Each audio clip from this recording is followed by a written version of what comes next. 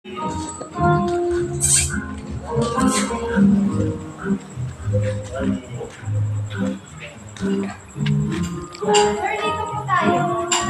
po, magandang gabi po mga kamading. Ayan, ako po ay narito sa Blue Pavilion at ako po ay